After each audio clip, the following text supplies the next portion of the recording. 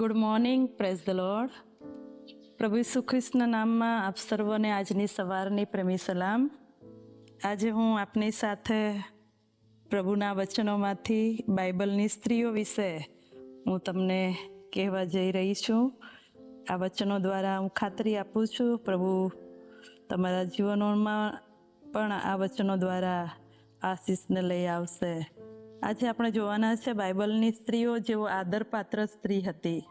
નીતિ વચન 31મો અધ્યાય 10થી લઈને 31મા વચન સુધી એ સદગુણી સ્ત્રી વિશે લખવામાં આવેલું છે. આદરપાત્ર સ્ત્રી વિશે લખવામાં આવ્યું છે. 10મી કલમ, સદગુણી સ્ત્રી કોને મળે, કેમ કે તેનું મૂલ્ય તો રત્ન કરતાં ઘણું જ વધારે છે. પાછલા દિવસોથી આપણે સ્ત્રીઓ વિશે જોઈ રહ્યા છે અને સ્ત્રીનું મૂલ્ય ઈશ્વર આકે છે. પણ આજે આપણે આદરપાત્ર સ્ત્રી વિશે જોવાના છે, સદગુણી સ્ત્રી વિશે જોવાના છે. બાઇબલના રૂથના પુસ્તકમાં પણ બોવાઝ રૂથને કહે છે, 3 અધ્યાય અને તેના 11મા વચનનો બીજો ભાગ, કેમ કે મારા નગરના તમામ લોકો જાણે છે કે તું સદગુણી સ્ત્રી છે. કેવું મોટું સન્માન, કેવું મોટો આદર અને કેટલું સન્માનિત રીતે રૂથના માટે કહેવાયેલું છે. આજે મને સાંભળનારી દરેક સ્ત્રીઓને પણ સમાજ અને પ્રભુ ઈસુ ખ્રિસ્ત એ પ્રકારના આદર અને સન્માન આપે, કારણ કે પ્રભુનું વચન એમ લખ્યું છે કે યહોવાનો ડર રાખનાર સ્ત્રી વખાણ પામશે. એવી આદરપાત્ર સ્ત્રીઓ જે બાઇબલની અંદર થઈ ગઈ, એમના વિશે આપણે આજે જોવાના છે. પહેલી સ્ત્રી ને આપણે જોઈએ એ પહેલાં એક સ્ત્રી વિશે એક નાનકડું કાવ્ય તમારી સાથે શેર કરવા માગું છું. સંસારનું આભૂષણ છો હે સ્ત્રી તમે, સમાજનું દર્પણ છો હે સ્ત્રી તમે, પ્રેમનું પ્રતીક છો હે સ્ત્રી તમે, પરિવારનું ગૌરવ છો હે સ્ત્રી તમે, કર્મનું ભાથું છો હે સ્ત્રી તમે, ઈશ્વરનું વિધાન છો હે સ્ત્રી તમે, કુદરતનું વરદાન છો, સર્જનહારનું અદ્ભુત સર્જન છો તમે, ઈશ્વરનું સર્વોત્તમ સર્વશ્રેષ્ઠ સર્જન છો તમે. એવી આદરપાત્ર સ્ત્રી વિશે આપણે જોઈશું. ઘણી બધી સ્ત્રીઓ વિશે બાઇબલ એ વાતો કહે છે અને આપણે જોઈશું આદરપાત્ર સ્ત્રી એ છે કે જે હવ્વાની જેમ શરમજનક નિષ્ફળતા મળવા છતાં પણ જીવનમાં હિંમતપૂર્વક આગળ વધતી રહેશે અને પોતાના જીવન સંબંધી ઈશ્વરની ઈચ્છાને પરિપૂર્ણ કરશે. આશીર્વાદ મળે તો જ સેવા કે ભક્તિ નહીં, પણ દેવ જે છે એ સગળું જાણે છે ને સગળું કરી શકે છે. ઉત્પત્તિ તેના 17મા અધ્યાયથી લઈને ત્યાં 15 અને 16મા વચનમાં પણ તમે જોશો અને 21મા અધ્યાયની પહેલી કલમમાં પણ એ હવા વિશે લખવામાં આવેલું છે. હવા એ તો આદમના પત્ની, સૌથી પહેલી સ્ત્રી હવા. આજ્ઞા તોડી પાપ કર્યું, પણ પ્રભુએ એમના માટે ખાસ વ્યવસ્થા કરી. આદમની દેવે મુલાકાત કરી. હવા સાથે પ્રભુ યહોવાએ દર્દીલા અવાજ સાથે મુલાકાત કરી. હવાનો નાશ ના કર્યો, પણ તેમના માટે વસ્ત્ર તૈયાર કરીને તેઓને પહેરાવ્યા. આપણી આસપાસની બહેનોને તારણની જરૂરત છે. તેમના માટે તારણ માટે પ્રયત્ન કરવા જોઈએ. પ્રભુએ ઘણા લોકો અને મહિલાઓ માટે તમને જવાબદાર બનાવ્યા છે. એક ચોકીદાર તરીકે ઈશ્વરે તમને જે સેવાઓ આપી છે એ કરવાને માટે આપણે પ્રતિબદ્ધ બનીએ. બીજી એક આદરપાત્ર સ્ત્રી એ તો છે નૂહની પત્ની. નૂહની પત્નીની જેમ ઈશ્વરના રાજ્યમાં પોતાની ભૂમિકા નિભાવવા માટે તત્પર રહો. પછી ભલે ને તેનું નામ જાહેર ના થાય તો પણ. ઉત્પત્તિ તેના 6 અધ્યાયથી લખવામાં આવ્યું છે, નામ, સત્તા, હોદ્દા, ખુરશી, સન્માન માટે જ નહીં, પડદા પાછળ રહીને જે સ્ત્રીઓએ કામ કર્યું. અહીં નૂહના પત્ની વિશે વાત લખવામાં આવી છે. નૂહના પત્નીનું નામ લખવામાં નથી આવ્યું. જ્યારે નૂહને અને તેના કુટુંબ સાથે વહાણમાં જવાનું કહ્યું ત્યારે ઈશ્વરે નૂહને યાદ કર્યા. પણ આ નૂહના પત્નીએ એમ ન કહ્યું કે હું ક્યાં છું. શ્રીમતી નૂહે કદાચ સવાલ કર્યો છે, મારું પણ નામ છે, હું પણ ધાર્મિક જીવન જીવું છું, મેં પણ ચોક્કસપણે મારો ભાગ સારી રીતે ભજવ્યો છે, તો પછી મને નૂહની પત્ની એમ કેમ કહેવામાં આવે છે? અને હું કોઈ વ્યક્તિ જ ન હોઉં એવો વ્યવહાર મારી સાથે શા માટે? ઈશ્વરના ઘણા સેવકોની પત્નીઓ આ લાગણીને તેમના અંતઃકરણમાં સંતાડી રાખે છે. ઘણી વખતે મિટિંગોમાં બાળકને આમંત્રણ આપવામાં આવે છે, સન્માન કરવામાં આવે છે, પ્રશંસા કરવામાં આવે છે, અને લોકો કેટલીક વાર તેમની જ બાજુમાં બેઠેલી તેમની પત્નીના ચહેરા તરફ નજર પણ કરતા નથી. ઘણી પત્નીઓ જો તેઓ તેમના પતિ સાથે જાય તો તેમને તો એક બોજ તરીકે જોવામાં આવે છે. જો તમે ઈશ્વરના સેવકની પત્ની છો અને તમારી સાથે કદાચ આ સમાજ તુચ્છ રીતે વર્તાવ કરતો હોય તો હું આજે તમને હિંમત આપવા માગું છું. ઈશ્વરે તમને નામ લઈને બોલાવી છે. યશાયા 45:3 તે તમારું નામ જાણે છે. ભલે નૂહની પત્નીનું નામ અહીંયા આપવામાં આવ્યું નથી, પણ તે દેવની નજરમાં મૂલ્યવાન દીકરી હતી. તેમણે પોતાના સેવકની કાળજી લેવાનું કાર્ય તમારા હાથમાં સોંપ્યું છે. પ્રભુ ઈસુનો ઉછેર કરવામાં મરિયમ જેટલી મહત્વપૂર્ણ હતી તેટલું જ તમારું કાર્ય આદરણીય છે.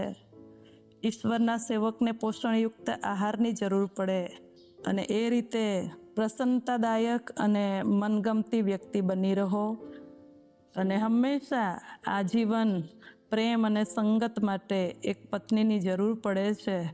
ત્યારે સાથે રહીને એક આદરપાત્ર સ્ત્રી નૂહની પત્નીની જેમ, ભલે આપણું નામ જાહેર ના થાય તો પણ આપણે આપણી ભૂમિકા નિભાવવા માટે હંમેશા તત્પર રહીએ.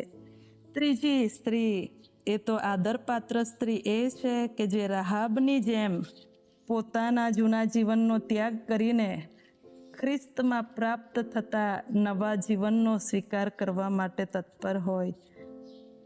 યહોશુઆ તેના 2 અધ્યાયથી તો 6 વચન સુધી રાહાબ વિશે લખવામાં આવ્યું છે. રાહાબ એ તો કસબેણ હતી, પણ યહોશુઆના એ જાસૂસોને મદદ કરે છે. સામાન્ય સ્ત્રી જૂઠું બોલી પણ દેવના લોકોને મદદ કરવાથી, દેવ પર વિશ્વાસ કરવાથી પ્રભુએ એને અન્યાયી ન ગણી, પણ દેવે તેને ન્યાયી ઠરાવી. હાલેલુયા. એવી આદરપાત્ર સ્ત્રી બનવાને માટે આપણે આપણા જીવનોની અંદર આપણે તૈયાર થઈએ અને પ્રભુને કહીએ કે પ્રભુ, મારે પણ તમારી સેવાઓના માટે એક આદરપાત્ર અને ગૌરવવંતું જીવન જીવવું છે અને પ્રભુ તમને મદદ કરશે. હાલેલુયા. રાહાબ એ ખૂબ અગત્યનું પાત્ર આપણને જોવા મળે છે. યરીખો શહેર જીતવા માટે પ્રભુના લોકોને મદદ કરનારી સ્ત્રી જે પાપી છે પણ તેનું બદલાણ થાય છે અને તે જાસૂસોને મદદ કરે છે. સામાન્ય સ્ત્રી જૂઠું બોલીને પણ દેવના લોકોને મદદ કરવાથી દેવે તેને ન્યાયી ઠરાવી. તમારા જીવનોની અંદર પણ ન્યાયપણાના કાર્ય કરીએ, નેકી અને ભલાના કામો કરીએ અને આદરપાત્ર બનીએ. અને પ્રભુનું વચન જેમ કહે છે, જૂનું સગળું જતું રહેવા દો, પ્રભુ સગળું નવું કરે છે. રાહાબના જીવનમાં પ્રભુએ એક નવીનીકરણ લાવ્યા. પ્રભુ તમારા જીવનોમાં પણ એ કરવા માટે તૈયાર છે. ચોથી એક સ્ત્રી એ તો આદરપાત્ર સ્ત્રી એ છે કે જે એસ્તરની જેમ હંમેશા પોતાના નીચલા સ્થાનને યાદ રાખશે કે જ્યાંથી ઈશ્વરે તેને રાણી બનવા માટે ઉઠાવી હતી. આપણે ઘમંડી નહીં બનીએ પણ નમ્ર બનીએ. અને આ દિવસોની અંદર એસ્તરનું જીવન આપણને પડકાર આપે છે. ઉપવાસ પ્રાર્થનાનું કાર્ય કર્યું, એ રાજાની ફેવરિટ બની ગઈ. યહૂદી પ્રજાને મરવાથી, નાશથી બચાવ્યા. પ્રભુને સાથે રાખ્યો, પ્રભુનો પક્ષ લીધો અને વિજયી બની. એસ્તરે પોતાના લોકોનો બચાવ કર્યો. યહોવાથી રક્ષણ એ મેળવે છે. જો એસ્તરે ઉપવાસ અને પ્રાર્થના ના કરી હોત તો મોત જ હતું. મોતનું આખી દુનિયામાં ફરમાન થઈ ગયું હતું. પણ એસ્તરે જોખમ લીધું, સાહસ કર્યો કે હું રાજાની હજુરમાં જઈશ, ભલે પછી મારું મોત આવે. અને યહૂદી કોમ આ રીતે બચી ગઈ અને ઈસુ યહૂદી કોમમાંથી આવ્યા. એસ્તરે આવું ના કર્યું હોત તો ઈસુ મળ્યા ના હોત. એસ્તરે તો ગ્રીક એક શબ્દ છે અને હદાત્સા એનું મુખ્ય નામ તો હતું, જે હિબ્રુ શબ્દ છે. હદાત્સાનો અર્થ થાય છે મહેંદી. એસ્તર રાજાની રાણી બની ગઈ. એસ્તરની વાત પરથી આપણને શીખવા મળે છે કે ગમે તે ક્ષેત્રમાં આપણે કામ કરતા હોઈએ તો પણ આપણા લોકોને કોઈ પણ મદદની જરૂર હોય તો મૂક પ્રેક્ષક બનીને બેસીને જોયા ના કરીએ, પણ યથાશક્તિ મદદ ટેકો કરીને લોકોની પડખે રહીને સેવા મદદ કરીને પ્રભુની દ્રાક્ષાવાળીને ફળવંત બનાવીએ. અને એવી સેવા કરવાને માટે પ્રભુ તમારા જીવનોને ઉપયોગી પાત્ર બનાવે એવી પ્રાર્થના છે. 5મી સ્ત્રી, આદરપાત્ર સ્ત્રી એ છે કે જે એલિઝાબેથની જેમ ઈશ્વરની દ્રષ્ટિમાં ન્યાયી હોય, જે યહોવાએ આપેલી બધી જ આજ્ઞાઓનું પાલન કરતી હોય, નિષ્કલંક જીવન જીવતી હોય, પછી ભલે ને તેની પ્રાર્થનાનો પ્રત્યુત્તર મળતો ન હોય. માથીની લખેલી સુવાર્તા 5 અને 11મા વચનમાં, નિંદા જો તમારી થાય તો આનંદ કરો, તમારો બદલો આકાશમાં મોટો છે. લુકની લખેલી સુવાર્તામાં 1 અધ્યાયમાં 6, 24 અને 25મી કલમની અંદર એ એલિઝાબેથ વિશે લખવામાં આવ્યું છે. અને એલિઝાબેથ એ તો પ્રભુની સેવા કરનાર એમના પરિવાર માટે લખ્યું છે કે એઓ પતિ પત્ની બંને ન્યાયી અને નિર્દોષ હતા. આપણી ધાર્મિકતા બાળકો હોય તેના પર જ આધારિત નથી. પ્રભુ કોઈ કારણસર કુટુંબમાં બાળકો નથી આપતા, એવા પતિ પત્ની બીજા આત્મિક બાળકોના માતા પિતા બની શકે છે. આત્મિક બાળકો પેદા કરી શકાય છે. અને એટલા માટે એલિઝાબેથ ઈશ્વરની દ્રષ્ટિમાં ન્યાયી બની રહી, આજ્ઞાઓનું પાલન કરતી રહી, નિષ્કલંક જીવન જીવતી રહી. ભલે ને તેની પ્રાર્થનાનો પ્રત્યુત્તર બહુ મોડેથી મળે છે, પણ એણે ધીરજ રાખી અને પ્રભુનો મહિમા એ જોઈ શકી.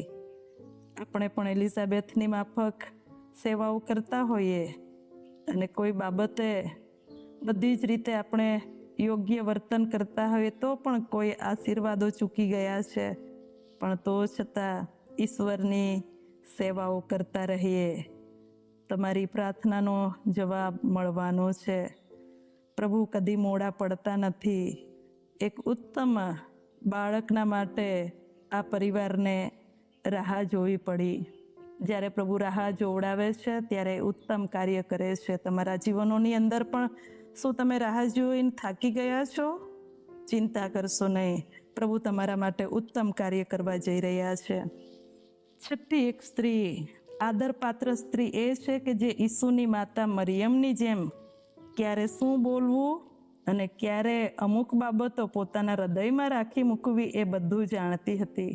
મૂર્ખ નહીં પણ બુદ્ધિમાન બનીએ. લુકની લખેલી સુવાર્તા 2 અધ્યાયના 19મા વચનમાં મરિયમ વિશે બહુ સારી વાત લખવામાં આવી છે કે ઘણી વાતો એણે મનમાં રાખી હતી. સગાઈ થયેલી છે, લગ્ન પહેલાં બાળક થાય છે, બધાને જ ખબર નથી કે આ પવિત્ર આત્મા દ્વારા છે. સમાજે એને વ્યભિચાર ગણ્યો હશે, જોખમ હશે મરિયમ પર. યુસુફ પણ છોડી દેવાનું વિચારે છે. યહૂદી રીત પ્રમાણે તો એવી સ્ત્રીને પથ્થરે મારવી જોઈએ. ઘણા કુટુંબોમાં એવી પરિસ્થિતિ સર્જાય છે. એવી સ્ત્રી કે એવી દીકરીનો હાથ કોણ પકડશે? કોણ એમને ઉત્તેજન આપશે? એવી સ્ત્રીને પ્રભુ આશીર્વાદ આપી શકે છે. મરિયમના જીવન પરથી આપણે જોઈ શકીએ છીએ. અને મરિયમની જેમ ઉત્તમ રીતે પ્રભુની સેવા કરવાને માટે નમ્ર થઈએ. બીજી જે સ્ત્રીઓ વિશે આપણે 7મી સ્ત્રી વિશે જોવાના છે. 7મી સ્ત્રી, આદરપાત્ર સ્ત્રી એ છે કે જે પિત્તરની સાસુની જેમ આભારી હોય અને પોતે જે આશીર્વાદો પ્રાપ્ત કર્યા હોય એ માટે ઈશ્વરની સેવા કરવા માટે તત્પર હોય.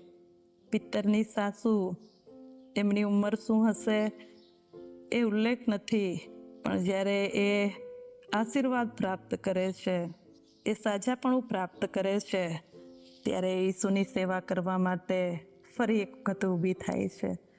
તમે ને હું પણ કોઈ એવી અવસ્થા અને પરિસ્થિતિમાં છે, પણ પ્રભુ તરફથી તમને સાજાપણું આપીને પ્રભુ તમને આદરપાત્ર સ્ત્રી બનાવવા માંગે છે. માર્કની લખેલી સુવાર્તાની અંદર લખવામાં આવ્યું છે પિત્તરની સાસુ વિશે, અને આપણે 8મી સ્ત્રી વિશે જોઈશું. આદરપાત્ર સ્ત્રી એ છે જે રૂથની જેમ પોતાના વહાલાના એકલવાયાપણાના સમયમાં તેમને ક્યારેય તજશે નહીં. રૂથ 1:16 વચનને આપણે જોઈએ છે કે રૂથે એની સાસુને વળગી રહી અને એ આધીનતાના લીધે એ આશીર્વાદિત થઈ.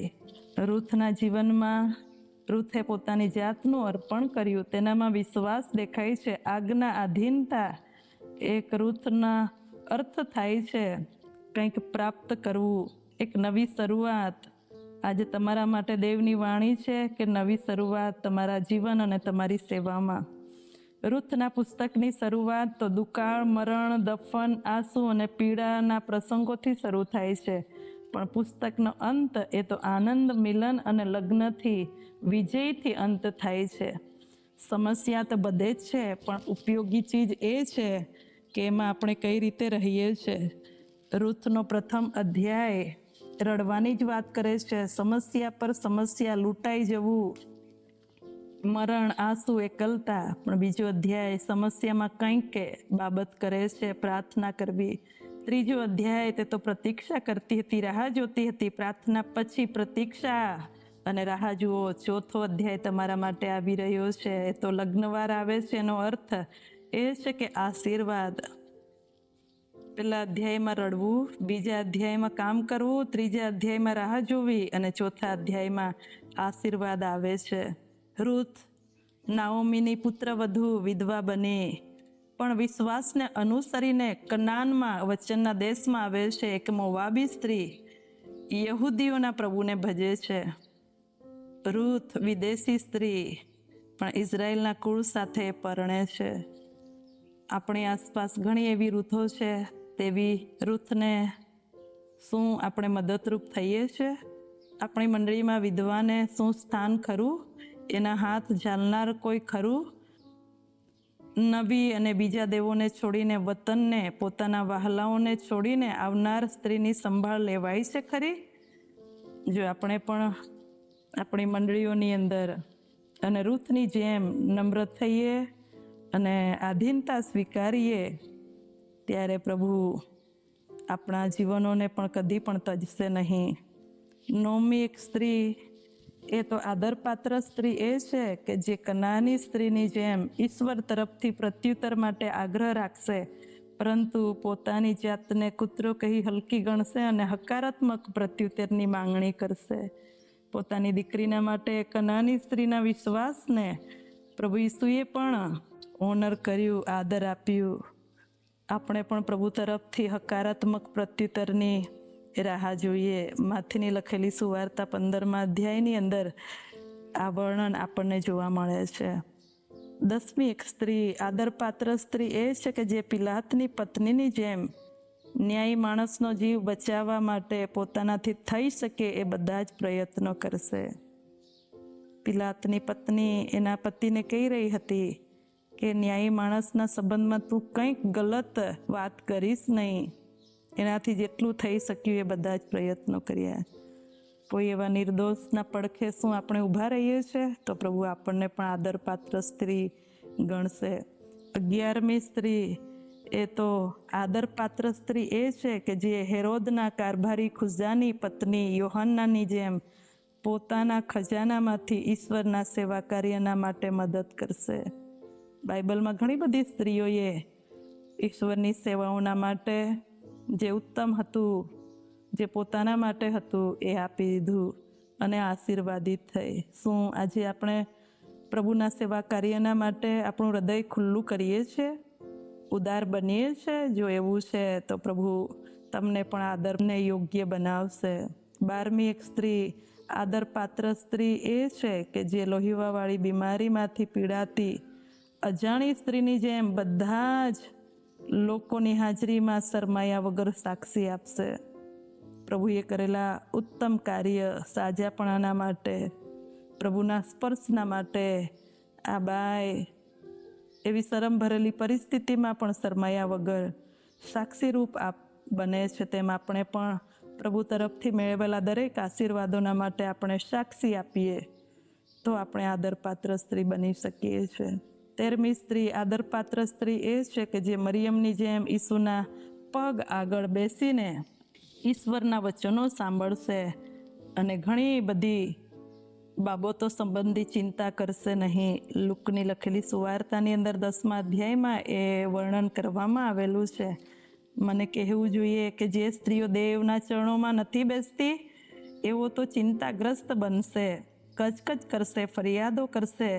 પણ જેઓ મરિયમની જેમ ઈસુના ચરણો આગળ બેસશે, વચનો સાંભળશે, એઓના જીવનોમાં પ્રભુના વખાણ સાંભળવાનો સમય આવશે.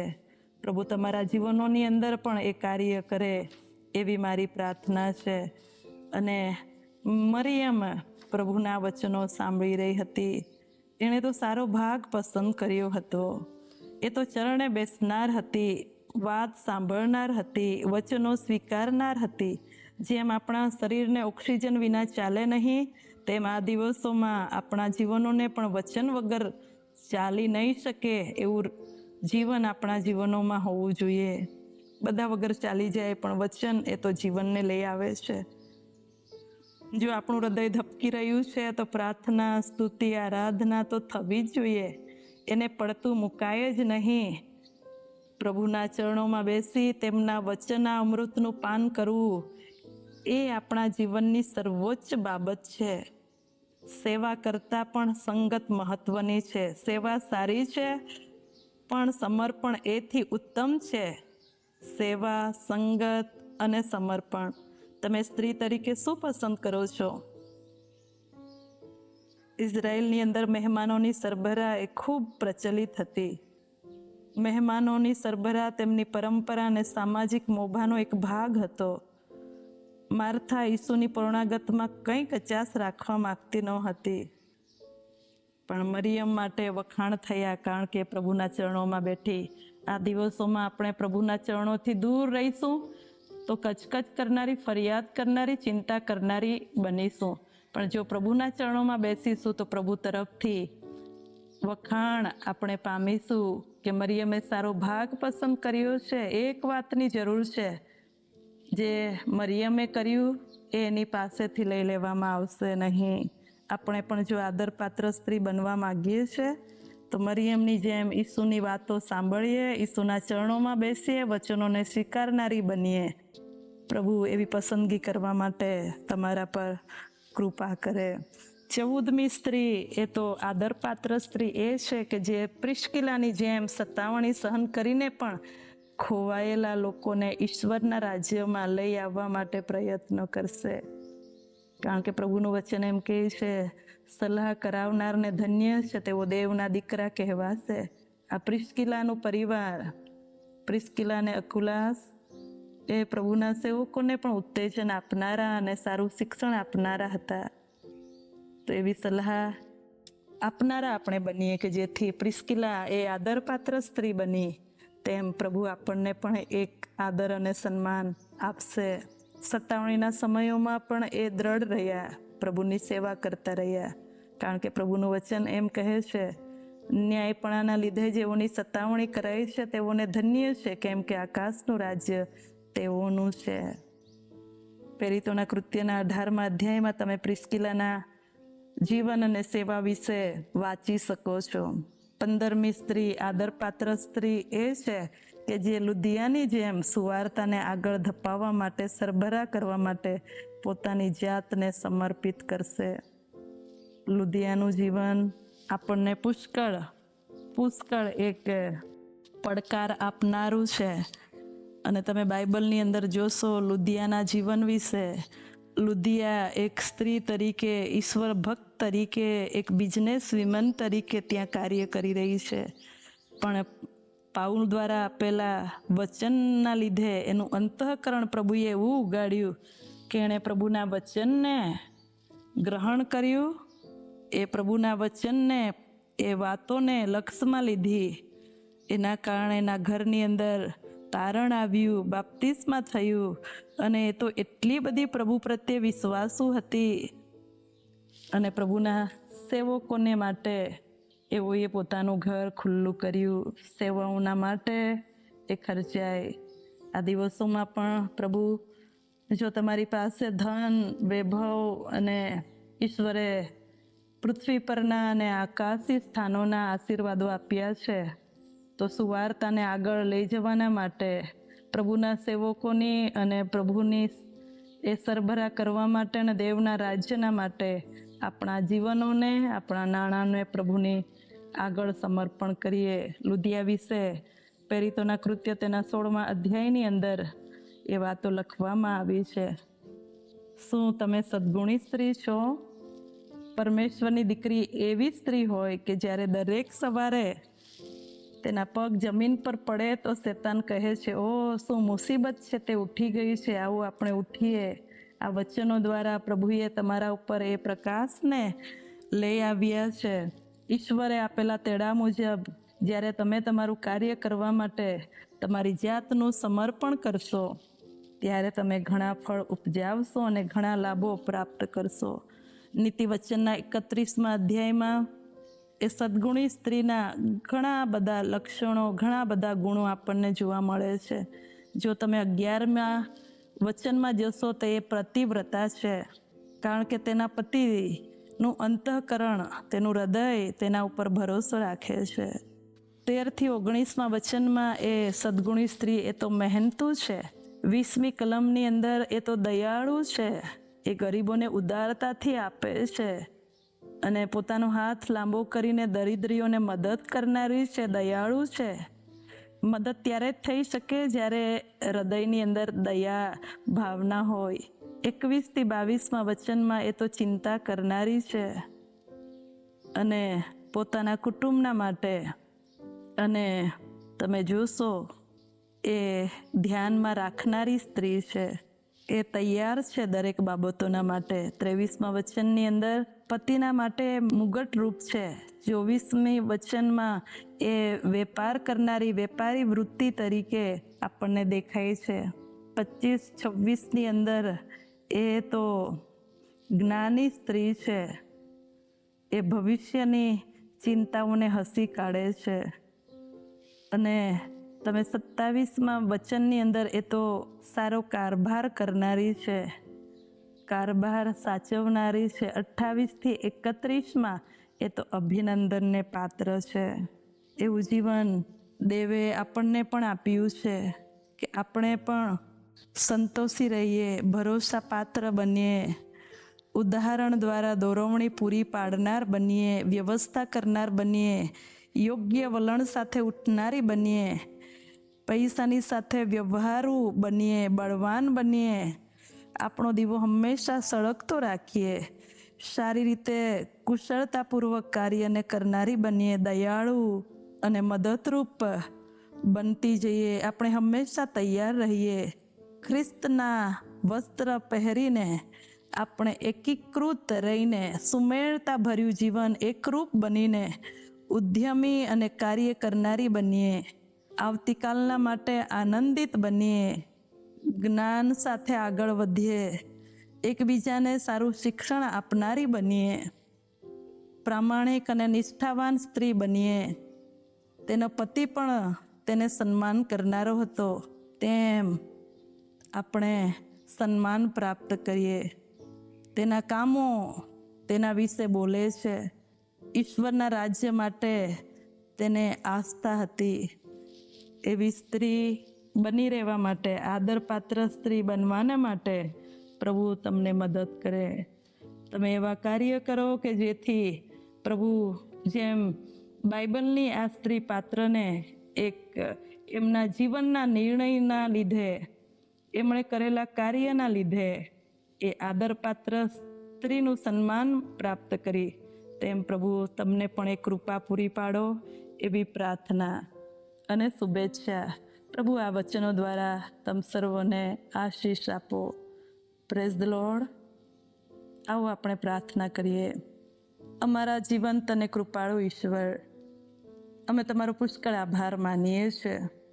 પ્રભુ, આજે અમે બાઇબલની ઘણી બધી આદરપાત્ર સદગુણી સ્ત્રી વિશે સાંભળી ગયા. અમારા જીવનોમાં પણ ખામી નબળાઈઓને દૂર કરીને પ્રભુ તમારા દ્વારા સન્માન અને વખાણ પ્રાપ્ત કરી શકીએ એવું જીવન જીવવા માટે અમે પ્રત્યેક પર તમારી કૃપાને વરસાવો એવો અનુગ્રહ અમે માગીએ છીએ. પ્રભુ, તમે તમારા વચન દ્વારા અમારી સાથે બોલ્યા છો, વાર્તાલાપ કરી માટે તમારો પુષ્કળ આભાર માનતા અમારી આ પ્રાર્થના પ્રભુ ઈસુના સામર્થ્ય નામમાં માગીએ છીએ.